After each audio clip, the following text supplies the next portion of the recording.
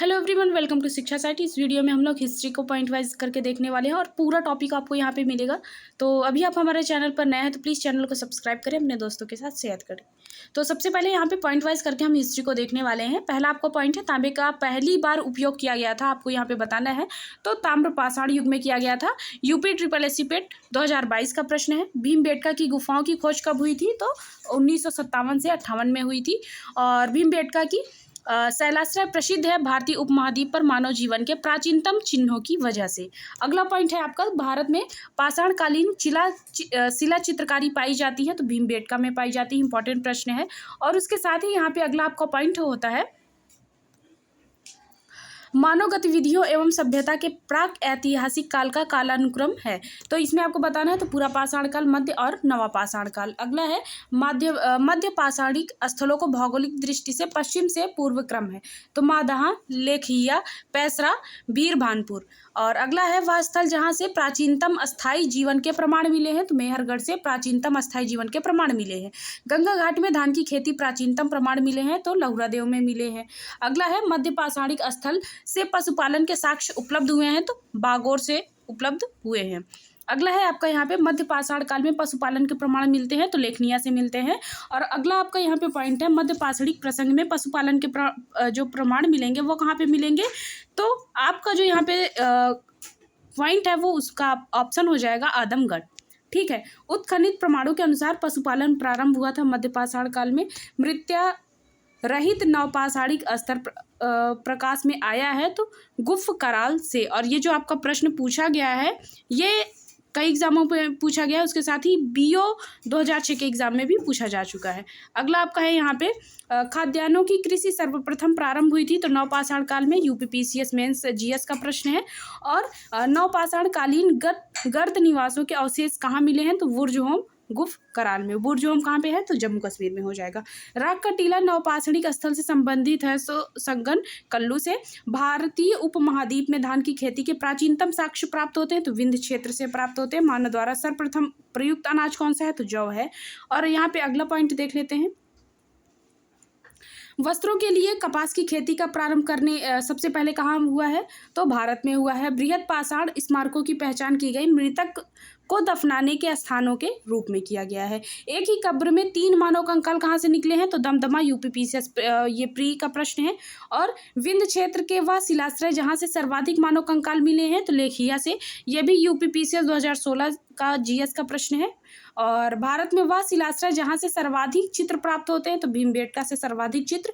ताम्रपाषाणिक स्थल नवदा टोली स्थित है मध्य प्रदेश में। और गैरिक मृदभांड पात्र OCP का नामकरण हुआ था हस्तिनापुर में। और वह भारत का वह स्थल जहाँ खुदाई से लौह धातु के प्रचलन के प्राचीनतम प्रमाण मिले हैं, तो अंतरजी खेड़ा। आगे यहाँ पे देखते हैं, ताम्रशम काल में महाराष्ट्र के लोग मृतकों के शरीर को फर्श के नीचे रखकर दफनाते थे। उत्तर से दक्षिण की ओर कोपेनहेगन संग्रहालय की सामग्री से पाषाण, कांस्य और लौह युग का चित्र युगीय विभाजन किया गया, थॉमसन। और भारत में प्रथम पूरा पाषाणिक उपकरण की खोज करने वाले रॉबर्ट ब्रूस फुट थे, वो भूगर्भ वैज्ञानिक थे। और ताम्र पाषाणिक स्थल नवदा टोली का उत्खनन किया गया था HD संकालिया द्वारा। भीमबेटका की गुफाएं प्रसिद्ध है शैल चित्र के लिए। आगे यहाँ देखते हैं, दमदमा नामक पूरा स्थल संबंधित है, तो ये संबंधित जो है वो मध्य पाषाण काल से संबंधित है। भीमबेटका पूरा पाषाण काल का एक प्रसिद्ध स्थल भारतीय राज्य में स्थित है, मध्य प्रदेश में। प्राचीन भारतीय इतिहास के काल में मिट्टी के बर्तनों का पता लगाया गया है, तो नवपाषाण काल में। ये SSC JEE इलेक्ट्रिकल 2023 का प्रश्न है। उसके साथ ही साथ SSC सिलेक्शन पोस्ट 12 के लिए जो भी हुआ था वहाँ पे पूछा गया है। पूर्व ऐतिहासिक स्थल, अब मिट्टी की सतहों पर खुर के निशान के रूप में मवेशियों के पालन का पुरातात्विक प्रमाण मिलता है महगढ़ा में। अगला है, प्रारंभिक मनुष्यों द्वारा उपयोग किए जाने वाले माइक्रोलिथ्स थे, तो पत्थर के औजार थे। भारत में पुरातात्विक महत्व का एक पूरा पाषाण स्थल है हुना सांगी। और सेल्ट एक नवपाषाण कालीन है, एक उपकरण है। प्रागैतिहासिक काल के पहले युग को कहा जाता है पूरा पाषाण काल। पुरातात्विक स्थल पर गर्त आवासों के प्रमाण है बुर्जहोम में। अगला यहाँ पे है आपका, मेहरगढ़ नवपाषाण काल की बस्ती पाकिस्तान के प्रांत में है, बलूचिस्तान में। पुरातात्विक स्थल इनाम गांव स्थित है महाराष्ट्र में। पुरातत्व स्थल कोल्डी हवा स्थित है उत्तर प्रदेश में। प्रागैतिहासिक भारतीय स्थल में होमो इरेक्टस मानव की खोपड़ी पाई गई थी हथनोरा में। आप इस यहाँ पे दिखा देते हैं पुरातात्विक स्थल कौन से हैं और वर्तमान समय में कहाँ पे हैं। तो निवासा जो है वो महाराष्ट्र, ईसमपुर कर्नाटक, डिडवाना राजस्थान और गुडियाम गुफा जो है वो तमिलनाडु में है। अगला है सिंधु सभ्यता एवं संस्कृति, और इसमें पहला पॉइंट है हड़प्पा के एक बंदरगाह का नाम लोथल है, और दधेरी एक परवर्ती हड़प्पीय पुरास्थल पंजाब। सिंधु सभ्यता में निर्यात किया जाता था तो सूती वस्त्र निर्यात किया जाता था, यूपीएसआई में पूछा जा चुका है। और हड़प्पा सभ्यता के दौरान डांसिंग गर्ल नर्तकी की कांस्य प्रतिमा बनाने के लिए डैश तकनीकी का उपयोग किया जाता था, मोमलोपी ढलाई, कास्टिंग इसको कहेंगे, और ये यूपी ट्रिपल एससी पेट में पूछा जा चुका है। हड़प्पा काल का वह नगर जो 3 भागों में विभाजित था, धौलावीरा। सिंधु घाट की सभ्यता से संबंधित स्थल नहीं है पाटलिपुत्र। मोहनजोदड़ो शब्द का अर्थ है माउंट ऑफ द डेड, मृतकों का टीला। अगला है यहाँ पे देखते हैं हम लोग कपास का उत्पादन करने वाले थे सिंधु लोग। हड़प्पा सभ्यता के एक हिस्से लोथल की खुदाई की जाती थी तो SR राव ने, और सिंधु सभ्यता में घोड़े की अवस्थितियों का अवशेष मिला है सुरकोटदा में। और सिंधु सभ्यता के समय में शिल्प निर्माण के लिए सीप प्राप्त किए जाते थे तो नागेश्वर से। और सिंधु घाटी सभ्यता का डैश स्थल पंजाब में स्थित है तो रोपड़ में स्थित है। अगला है हड़प्पा की अधिकांश मानव मुहरें डैश नामक एक प्रकार के मुलायम पत्थर से बनी होती थी, और यहाँ पे आपका जो हो जाएगा यहाँ पे स्टीएटाइट, ठीक है। अगला है यहाँ पे देख लेते हैं धौलावीरा राज्य में स्थित है तो कहाँ पे स्थित है आपको बताना है, तो ये गुजरात में स्थित हो जाएगा। धौलावीरा एक पुरातात्विक स्थल की समयावधि से जुड़ा है तो सिंधु घाटी सभ्यता से धौलावीरा जुड़ा हुआ है। और मोहनजोदड़ो में पाया गया विशाल स्नानागार एक किस उसमें था, तो आयताकार टैंक में था। आरआरबी एनटीपीसी में पूछा जा चुका है। वर्ष 1920 से 21 के आसपास नदी के किनारे खुदाई के दौरान हड़प्पा शहर मिले हैं तो रावी नदी के खुदाई के दौरान, और मोहनजोदड़ो स्थित है तो सिंधु में मोहनजोदड़ो स्थित है। हड़प्पा सभ्यता डैश का शहर विशिष्ट रूप से मन के बनाना, सीप काटना, धातु की वस्तुएं बनाना, मुहर बनाना और तराजू का निर्माण करना आदि कार्यों सहित शिल्प उत्पादन के लिए समर्पित था। तो शिल्प उत्पादन के लिए कौन सा यहाँ पे शहर समर्पित था, तो वो हो जाता है चंदूगढ़, ठीक है। अगला है सिंधु घाटी सभ्यता के स्थल का सबसे पहले खोजा गया कौन सा है, तो यहाँ पे आपका जो हो जाएगा हड़प्पा है। और पत्थर की बनी नृत्य करते हुए एक पुरुष की मूर्ति नटराज पाई गई थी तो हड़प्पा में पाई गई थी। हड़प्पा स्थल गुजरात में पाया गया है धौलावीरा। और सिंधु सभ्यता के डैश स्थलों में जलाशयों के साक्ष्य मिले हैं धौलावीरा में। और पुरातात्विक स्थल सुरकोटदा जो स्थित है वो गुजरात राज्य में स्थित है। आगे देखते हैं 1944 में भारतीय पुरातत्व सर्वेक्षण के महानिदेशक के रूप में डैश ने पदभार संभाला और हड़प्पा की खुदाई का जिम्मा लिया तो सर मोटिंग व्हीलर ने, ठीक है। आगे यहाँ पे देखते हैं प्रसिद्ध सिंधु घाटी सभ्यता, इसको हम लोग कर रहे हैं यहाँ पे। मोहनजोदड़ो की पहली बार खुदाई प्रख्यात भारतीय पुरातात्विकविद द्वारा की गई थी तो RD बनर्जी द्वारा। सबसे पहले आपको ये ध्यान देना है कि हड़प्पा सभ्यता की खोज कौन किया है, सिंधु घाटी सभ्यता की खुदाई कौन करवाया है। ये सभी प्रश्न कई बार पूछे जा चुके हैं और ये प्रश्न भी RRB NTPC में पूछा जा चुका है यहाँ पे 2021 शिफ्ट फर्स्ट में, ठीक है। और सिंधु घाटी सभ्यता डैश वर्ष पुरानी है और दक्षिण में गंगा घाट के निचले क्षेत्रों व उत्तर में मालवा तक फैली हुई थी तो ये 3000 ईसा पूर्व के लगभग फैली हुई थी। यहाँ पे आपका ये यहाँ पे हो जाएगा। अगला है डैश का विकास 5000 BC से मालवा के दक्षिण की ओर और उत्तर की ओर गंगा घाट के पूरे तलहटी क्षेत्र में हुआ था तो सिंधु घाटी सभ्यता में। और हड़प्पा सभ्यता 2500 BC के आसपास विकास किया था। आज उन्हें हम कहते हैं तो पश्चिमी भारत और पाकिस्तान, ठीक है। ये जो इलाका हो जाता है यहाँ पे, ये वाला इलाका आपका हो जाएगा जो पश्चिमी भारत और पाकिस्तान के एरिया में आएगा। अगला है यहाँ पे सिंधु घाटी सभ्यता की सबसे महत्वपूर्ण विशेषता थी ईंट के बने भवन। और सिंधु घाटी सभ्यता कांस्य युगीन सभ्यता है यहाँ पे।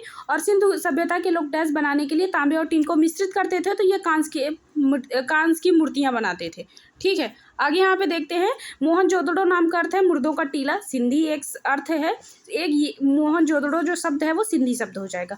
सिंधु घाटी सभ्यता के लोग डैश की पूजा करते थे, तो पशुपति की पूजा करते थे। और जर्मनी और इटली की पुरातात्वविदों के एक दल ने मोहनजोदड़ो में सतह अन्वेषण शुरू किया, तो 1980 में शुरू किया है। आगे यहाँ पे देख लेते हैं, हड़प्पा सभ्यता में मुहरों पर डैश पशु को अक्सर देखा जाता था, बैल को अक्सर देखा जाता था। नर्तकी डांसिंग गर्ल की कांस्य प्रतिमा सिंधु घाटी स्थल में कहाँ पे खोजी गई है, तो मोहनजोदड़ो में खोजी गई है।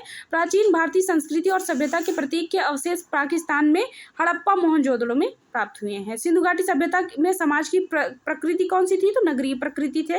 और हड़प्पा सभ्यता में जल संरक्षण के साक्ष्य मिले हैं। धौलावीरा में हड़प्पीय पूरा स्थल बनावली स्थित है, रंगोई नदी पर। हड़प्पा सभ्यता का स्थल मांडी भारत के किस राज्य में है, मांडी उत्तर प्रदेश में हो जाएगा। और सिंधु घाटी की सभ्यता के पूरा स्थल से नाव के चित्र या मॉडल प्राप्त हुए हैं, तो आपका यहाँ पे हो जाएगा मोहनजोदड़ो एवं लोथल से प्राप्त हुए हैं। आगे यहाँ पे देखते हैं, मोहनजोदड़ो से प्राप्त पशुपति शिव की प्रसिद्ध मुहर पर किस पशु का अंकन नहीं है, तो सांड का अंकन नहीं है। ठीक है। अगला है हड़प्पा संस्कृत के पूर्वी सीमांत का निर्धारण है आलमगीरपुर। पूर्वी में आलमगीर, जैसे यहाँ पे किया जाए तो यहाँ पे आपका आलमगीरपुर हो जाएगा। अगला है मृड पट्टिका का उत्कीर्ण सींग युक्त देवता की कृति प्राप्त होती है, तो लोथल से प्राप्त होती है। हाथी दांत का पैमाना हड़प्पी संदर्भ में मिलता है, लोथल में मिलता है। हड़प्पा का उत्खनन करने वाला प्रथम पुरातात्वविद जो इसके महत्व को समझ पाया था, सर जॉन मार्शल। हड़प्पा का उत्खनन, हड़प्पा से जब भी पूछेगा तो वहाँ पे सर जॉन मार्शल को आप करेंगे। अगला है सिंधु सभ्यता शब्द का प्रयोग सर्वप्रथम किया था, तो सर जॉन मार्शल ने। सिंधु घाटी सभ्यता पर प्रकाश डालता है पुरातत्व संबंधी खुदाई। सिंधु सभ्यता से संबंधित केंद्र जो उत्तर प्रदेश में है, आलमगीरपुर और हुलास। ठीक है। अगला है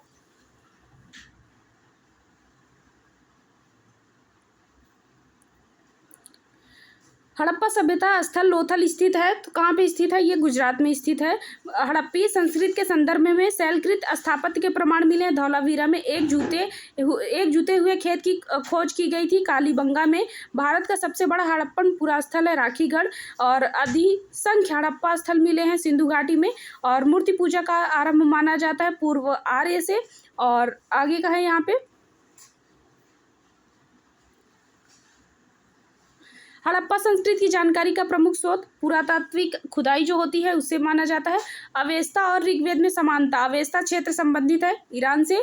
भारत में कपास की खेती का सबसे पहला साक्ष्य जो प्राप्त हुआ मेहरगढ़ से। हड़प्पा का वह स्थान जहाँ मिट्टी के हल की आकृति मिलती है, तो बनावली से। वह स्थान जहाँ से 100 पेटिका ताबूत के प्रमाण मिले हड़प्पा से। और भारत में स्वतंत्रता के बाद सर्वाधिक संख्या में हड़प्पी स्थलों की खोज हुई, तो गुजरात में सबसे ज़्यादा खोज हुई है। अगला है डैश स्थान पर पुरातत्वविदों को 5 जंगली कुत्तों और 12 सिंगों के सींग के अवशेष प्राप्त हुए हैं, तो बुर्जहोम में। जारवे कल्चर चालकोलिथिक पुरातात्विक स्थल था जो वर्तमान समय में भारतीय राज्य में स्थित है, तो कहाँ पे है, महाराष्ट्र में स्थित है। जम्मू कश्मीर में पुरातात्विक स्थल है, तो यहाँ पे बुर्जहोम हो जाएगा। सिंधु घाटी सभ्यता डैश शहर में एक बंदरगाह पाया जाता है, लोथल में पाया जाता है। और 1948 में अर्नेस्ट मैके ने उल्लेख किया था कि हड़प्पा शहर लोथल में जल निकासी व्यवस्था के लिए नालियों को डैश ईंटों से बनवाया जाता है, तो पकी ईंटों का उपयोग किया गया था। सिंधु घाटी सभ्यता के डैश स्थल में द ग्रेट बाथ विशाल स्नानागार मोहनजोदड़ो में। और हड़प्पा सभ्यता का डैश स्थल अफगानिस्तान में है, तो सोरतुरघई जो है वो ये कहाँ पे हो जाएगा, ये आपका हो जाएगा अफगानिस्तान में। आगे देखते हैं मोहनजोदड़ो में मिले महास्नानागार को डैश की परत चढ़ाकर जलरोधी बनाया गया है, तो प्राकृतिक चारकोल को इसके छतों पे जो है इसकी वो परत चढ़ाई गई है जिसे ये जलरोधी बने हैं। लगभग 2500 साल पहले सिंधु नदी को ईरानियों द्वारा क्या कहा जाता था, हिंदोस कहा जाता था। अगला है आपका दैमाबाद नामक प्रागैतिहासिक स्थल है, तो महाराष्ट्र में। और ये दक्षिण का ये आपका हो जाएगा प्रागैतिहासिक स्थल जो होता है वो यहाँ पे दैमाबाद हो जाएगा। डैश शहर हड़प्पा सभ्यता में संबंधित है, धौलावीरा। हड़प्पा सभ्यता के लोगों को वर्तमान राजस्थान वाले क्षेत्र में धातु मिली है, तांबा मिली है। हड़प्पा सभ्यता में खुदाई में टेराकोटा हल मॉडल डैश मिले थे, तो बनावली में। और 1990 में धौलावीरा की खुदाई शुरू की थी रविंद्र सिंह बिष्ट ने। धौलावीरा और लोथल की प्राचीन हड़प्पा बस्तियां वर्तमान भारतीय राज्य डैश में स्थित हैं, तो गुजरात में स्थित हैं।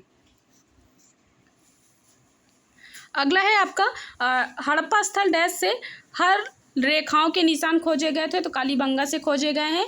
मेसोपोटामियन भाषा नहीं थी, सुमेरियन भाषा, मेसोपोटामिया भाषा नहीं है। हड़प्पा सभ्यता डैश के स्थल पाकिस्तान में स्थित नहीं है, तो यहाँ पे आपका सुरतुगई जो होता है वो अफगानिस्तान में है, ये पाकिस्तान में नहीं है। SSC MTS का प्रश्न है। अगला है, यहाँ पे देख लेते हैं, हड़प्पाकालीन स्थल रंगपुर भारत के किस राज्य में स्थित है? गुजरात में स्थित हो जाएगा। सिंधु घाटी सभ्यता में के घरों के कमरे आमतौर पर डैश के आसपास के बने होते, तो आंगन के आसपास बने होते थे। हड़प्पा संस्कृति की अग्निवेदियाँ पाई गई थी, तो लोथल में पाई गई थी। अनेक विद्वान ऐसा मानते हैं कि टिग्रिस यूफ्रेटस घाटी के मेसोपोटामियाई लोग सिंधु घाटी सभ्यता को डैश को क्या कहते थे? तो मेलुआ कहते थे। हड़प्पा सभ्यता के अन्य शहरों के विपरीत धौलावीरा शहर को डैश भागों में विभाजित किया गया था। प्रत्येक भाग विशाल पत्थर की दीवारों से घिरा हुआ था, तो 3 दीवारों से घिरा हुआ था। डैश हड़प्पा स्थल हरियाणा में राखीगढ़, बुरजहोम जम्मू कश्मीर और दैमाबाद महाराष्ट्र। अगला है, हड़प्पा सभ्यता की प्रसिद्ध नृत्य करती हुई लड़की की सामग्री का उपयोग करके बनाई गई थी, तो कांसा की ये सामग्री का उपयोग किया गया था। सिंधु घाटी सभ्यता का पुरातात्विक स्थल दैमाबाद प्रवरा नदी पर है। और अगला है, हड़प्पा स्थल भारत में स्थित है, दैमाबाद में। सिंधु घाटी सभ्यता डैश स्थल सिंधु नदी के तट पर स्थित नहीं है, तो रोपड़ जो है वो सिंधु नदी के तट पर स्थित नहीं है। अगला है आपका यहाँ पे राजस्थान राज्य में स्थित एक परिपक्व चरण हड़प्पा स्थल है, तो ये कालीबंगा में है। हड़प्पा कालीन स्थल से जुताई वाले क्षेत्र के साक्ष्य मिले हैं, तो जुताई के साक्ष्य कालीबंगा से मिले हैं। अगला है आपका सिंधु के पूर्व के क्षेत्र में संदर्भित करने के लिए 6वीं-5वीं शताब्दी में पुराने फारसी शब्द का उपयोग किया जाता था, हिंदू शब्द का उपयोग किया जाता था। इसमें आपको हड़प्पा स्थल है और वहाँ पे कौन से फसल की खेती की जाती थी।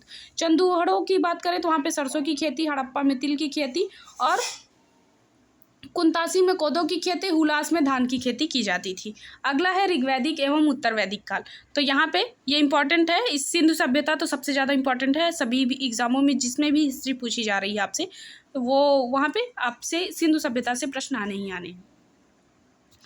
तो यहाँ पे ऋग्वैदिक काल से आपका पहला यहाँ पे प्रश्न हो जाता है। पहला पॉइंट है, उपनयन समारोह से तात्पर्य बच्चों को पवित्र जनेऊ धारण कराया जाता है। वैदिक काल में स्त्रियों की स्थिति कैसी थी? तो उच्च थी। और अगला है, 4 वेदों के में प्रथम वेद है, तो ऋग्वेद है आपका।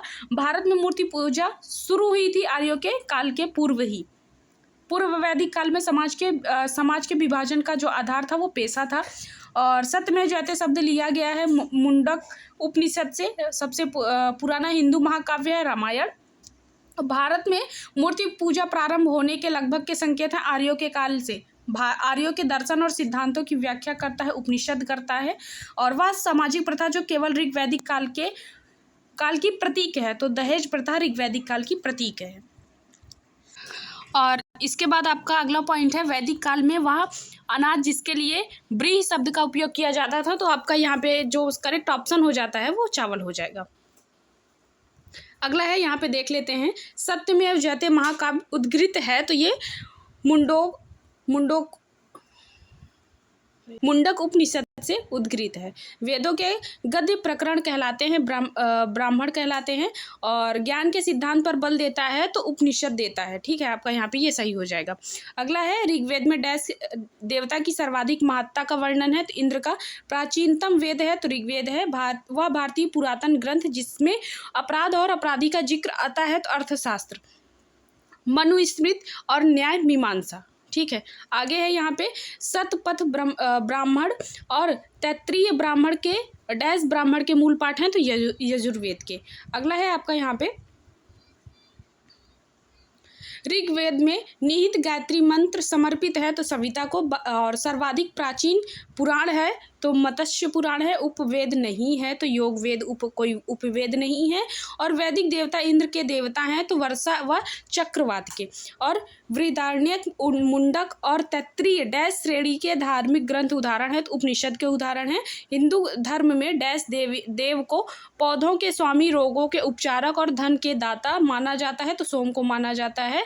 अगला है हिंदू धर्म की प्रमुख दार्शनिक विचारधारा वैशेषिक दर्शन है। डैश को कर्मकांड ग्रंथ के रूप में जाना जाता है तो यजुर्वेद को।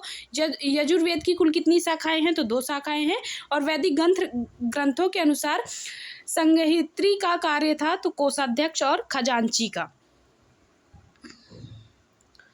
और हिंदू धर्म में डैश देवता को सृजनकर्ता माना जाता है तो ब्रह्मा को माना जाता है।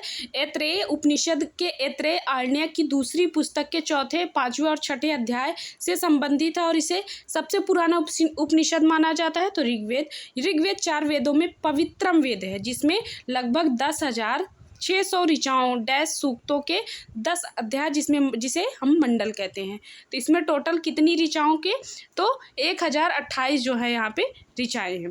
डैश ऋचाओं की संख्या सर्वाधिक है तो ऋग्वेद में है। चारों वेदों में सबसे पुराना बड़ा वेद है तो यहाँ पे ऋग्वेद हो जाएगा। प्रारंभिक हिंदू दर्शन में जीवन के डैश चरण निर्धारित किए गए, 4 चरण निर्धारित किए गए हैं। अगला है चारों वेदों में से वेद को यज्ञ सूत्रों के वेद के रूप में जाना जाता है, जिसमें समान उद्देश्य के लिए इच्छित छंदों के साथ साथ विभिन्न संस्कारों के लिए अपनाए जाने वाले गद्य के सूत्र भी शामिल हैं तो यजुर्वेद हो जाएगा।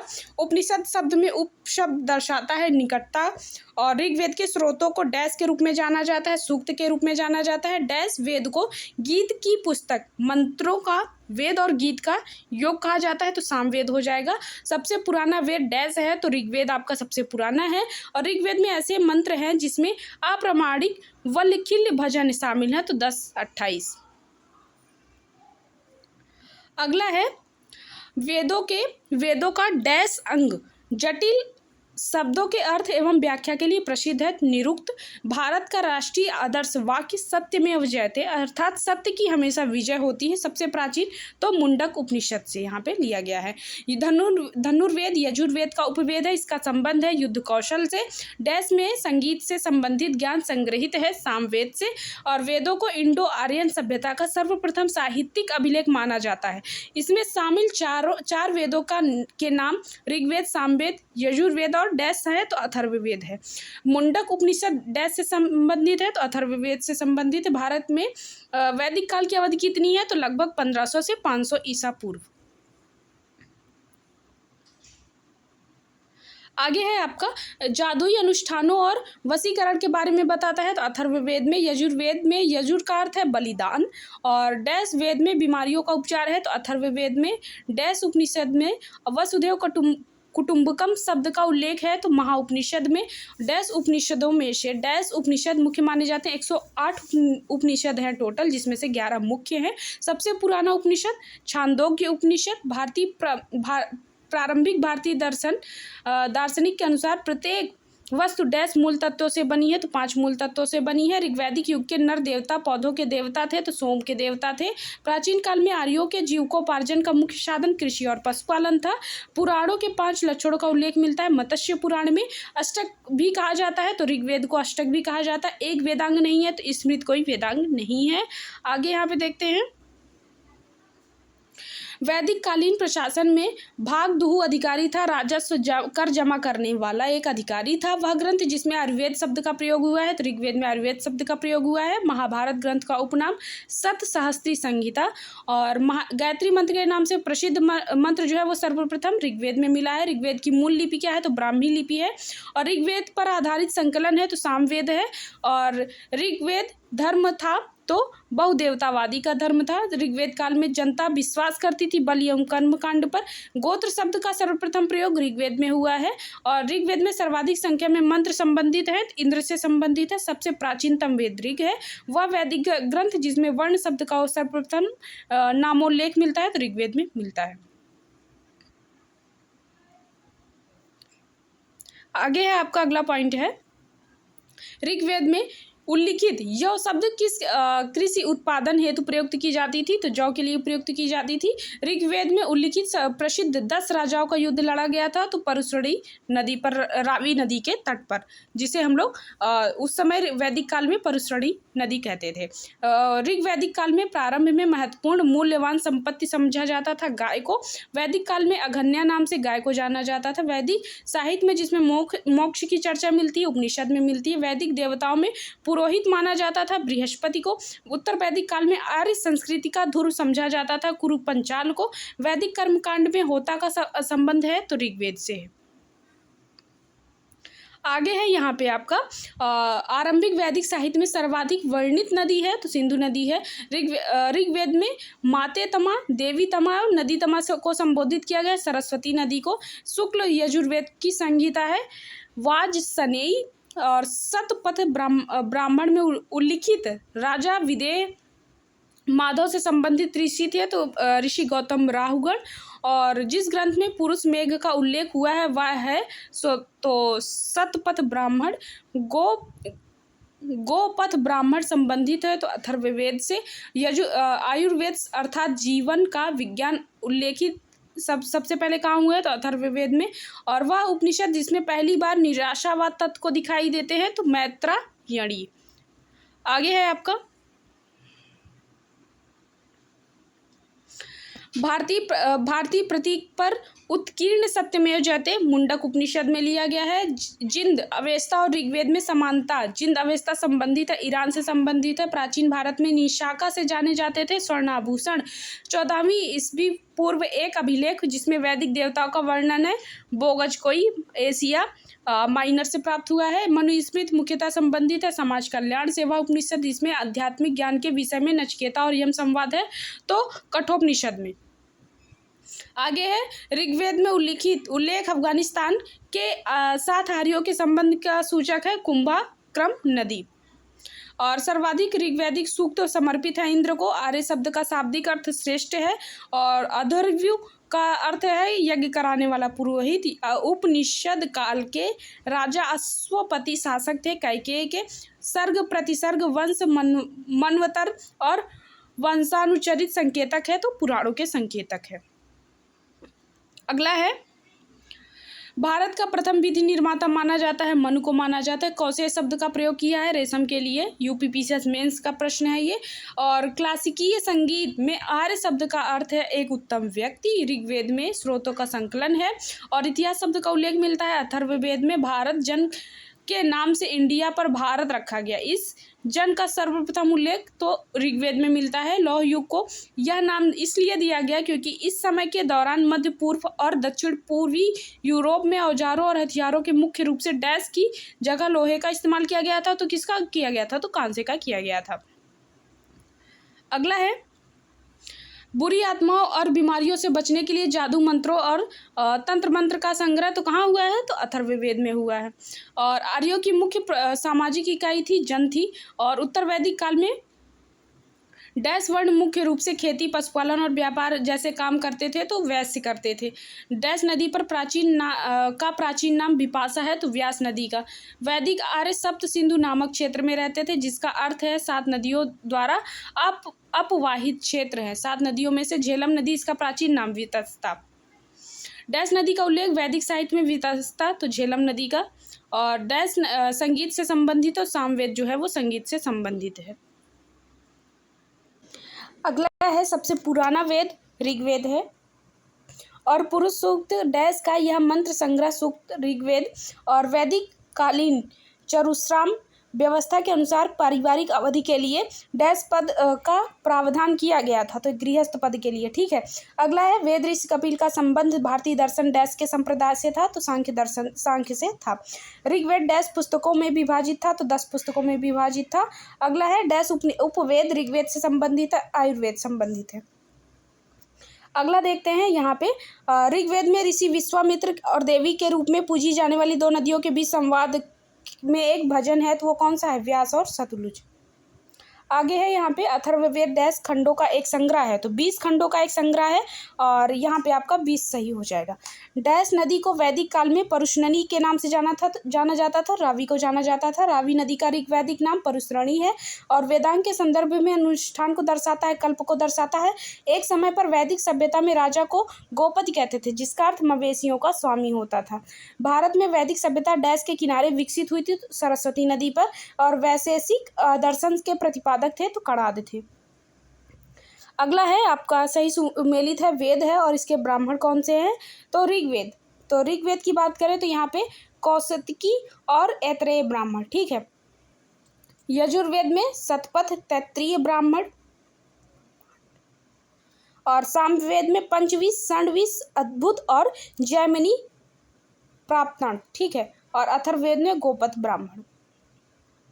अगला है 6ठी शताब्दी ईस्वी पूर्व में राजनैतिक दशा, महाजनपदों का उदय एवं मगध साम्राज्य। तो ये वैदिक साहित्य, वैदिक काल जो था वो आपका यहाँ पे समाप्त होता है। अब जो है महाजनपद, उदय और मगध साम्राज्य। तो सबसे पहले आपका यहाँ पे पहला पॉइंट है मगध जनपद से, और इसमें है 6ठी शताब्दी ईसा पूर्व में तुर्की के लोगों ने सिंधु के पूर्व में लोगों द्वारा इस्तेमाल की जाने वाली भाषा को क्या कहा था, तो हिंदवीस कहा था। और अगला है राजा बिंबिसार के दरबार में वह प्रसिद्ध चिकित्सक जो भगवान बुद्ध के निजी चिकित्सक थे वो जीवक थे। 6ठी शताब्दी ईसा पूर्व में जैन और बौद्ध ग्रंथों में महाजनपदों का उल्लेख किया गया है, 16 महाजनपदों का उल्लेख किया गया है। भारत की प्राचीन राजधानी क्या थी, तो पाटलिपुत्र थी। और मगध साम्राज्य का अंतिम शासक था कालाशोक, और मगध की राजधानी राजगृह में पाटलिपुत्र स्थानांतरित थी। जो राजगृह से पाटलिपुत्र जो स्थानांतरित की थी वो अजातशत्रु ने की थी। बिंबिसार डैश शासक था, तो मगध का शासक था। और मगध साम्राज्य की राजधानी क्या है, तो राजगीर है। आर्य संस्कृति के सर्वोच्च काल में गंगा घाटी के जनपद जो संख्या में डैश थे, महाजनपद 16 टोटल महाजनपद बने थे। आगे है यहाँ पे प्राचीन काल में अवध को डैश नाम से जाना जाता था, कौशल नाम से जाना जाता था। 16 महाजनपदों का उल्लेख है अंगुत्तर निकाय में। और कलिंग नरेश खारवेल संबंधित था चेदी वंश से। 6ठी शताब्दी ईसा पूर्व मत्स्य महाजनपद स्थित था राजस्थान में। 6ठी शताब्दी ईसा पूर्व का मत्स्य महाजनपद स्थित था पाटलिपुत्र में। और प्राचीन नगर के अवशेष कुम्भहार स्थल से प्राप्त हुए हैं, तो पाटलिपुत्र से प्राप्त हुए हैं। अगला है मालवा क्षेत्र पर मगध की सत्ता का विस्तार हुआ था, तो शिशुनाग के समय पर। मगध का शासक जिसने राज्यारोहण के लिए अपने पिता की हत्या की एवं स्वयं इसी कारणवश अपने पुत्र द्वारा मारा गया था, तो अजातशत्रु था। मगध का सम्राट जिसे अपरोपर सुराम के नाम से जाना जाता है, तो महापद्मनंद के नाम से जाना जाता है। अगला है प्राचीन श्रावस्ती का नगर विन्यास आकृति है, तो अर्धचंद्राकार थी। 6वीं शताब्दी ईसा पूर्व सुक्तिमती राजधानी थी, तो चेदी की राजधानी जो थी वो सुक्तिमती थी। अभिलिखित साक्ष्य में प्रकट होता है कि नंद राजा के आदेश से एक नहर खोदी गई थी, तो कलिंग में। और उदयन वासवदत्ता की दंत कथा से संबंधित है, तो कौशाम्बी से संबंधित है। प्राचीन भारत में मगध साम्राज्य की सबसे प्रारंभिक राजधानी पाटलिपुत्र है। मगध महाजनपद 10 नदियों से घिरा हुआ था, तो गंगा और सोन से घिरा हुआ था। अगला है आपका यहाँ पे वज्जी महाजनपद की राजधानी क्या थी, तो वैशाली थी। राजगृह डैश महाजनपद की प्रथम राजधानी मगध थी। डैश प्राचीन भारत का पहला साम्राज्य है जिसमें युद्ध के लिए बड़े पैमाने पर हाथियों का उपयोग किया गया था। सबसे पहले मगध में किया गया था। भगवान गौतम बुद्ध के जीवन काल के दौरान 7वीं और 6वीं शताब्दी ईसा पूर्व में डैश महान शक्ति अस्तित्व में आई थी, तो 16 महान शक्ति अस्तित्व में आई थी। प्राचीन चंपा शहर को डैश महाजनपद की राजधानी माना जाता है, तो अंग को माना जाता है। और इसके बाद मगध का उत्कर्ष, ठीक है। तो मौर्य वंश ने डैश राजवंश के बाद मगध पर शासन किया, तो यहाँ पे आपका हो जाएगा नंद राजवंश पे। बिंबिसार वंश के राजा थे, कहाँ के थे, तो ये हर्यक वंश के राजा थे। प्रसिद्ध चिकित्सक जीवक की नियुक्ति डैश के दरबार में की गई थी, तो बिंबिसार के दरबार में की गई थी। हर्यक वंश से मगध के पहले शासक थे, तो बिंबिसार थे। नंद वंश का अंतिम शासक तो घनानंद था। हर्यक वंश का शासक अजातशत्रु डैश का पुत्र था, तो बिंबिसार का था। राजा अजातशत्रु डैश वंश के शासक थे, तो हर्यक वंश के शासक थे। आगे है आपका यहाँ पे राजा अजातशत्रु जो है वो हर्यक वंश का हो गया। और 4वीं शताब्दी ईसा पूर्व में मगध की राजधानी को डैश स्थानांतरित किया गया था, तो ये मगध की राजधानी को पाटलिपुत्र स्थानांतरित कर दिया गया था। बिंबिसार ने डैश राजवंश के राजा के उपचार के लिए राजवैद्य जीवक को भेजा था, तो अवंती भेजा था। मगध साम्राज्य डैश ने अंगों को अपने साम्राज्य का हिस्सा कौन बना लिया था, तो बिंबिसार ने बना लिया था। आगे है आपका धार्मिक आंदोलन। सबसे पहले जैन धर्म से जितने भी धार्मिक आंदोलन हुए हैं उसको देख लेते हैं।